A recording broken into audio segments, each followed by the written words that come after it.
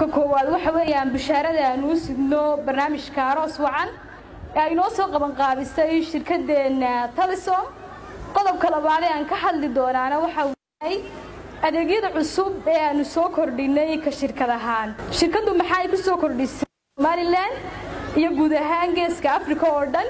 shirkada dhaweeye waxa weeye shirkad dhalinyarada la saaxiib ah oo ah saaxiibka dhalinyarada.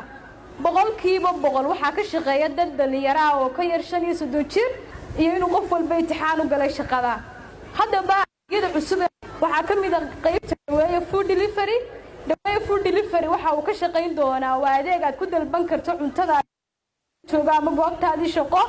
waliba bishaaro weyn baan idinka sidnaayo oo ah in delivery ama geeynta cuntadu ay tahay lacag la'aan laakiin kaliya aad dalbanayso cuntada. lambar 2 waxaan soo kordhinay adeega mootada oo ah adeeg meel kasta oo aad ka doonayso magaalada Hargeysa 8,000 oo shilin kuugu adeegayo alaabtaad u dhiibato si amaana kuugu geynaya. ugu dambeyn anigoon hadalka ku dheeraarayn maadaama uu yahay adeeg dhaweeye adeeg dhalinyarada la saaxiiba shirkadaha ballan qaadaynaa inaanu shaqaalaysiino 20% dadka ku guuleysta barnaamijka aroos wacan ee sanadka qofa.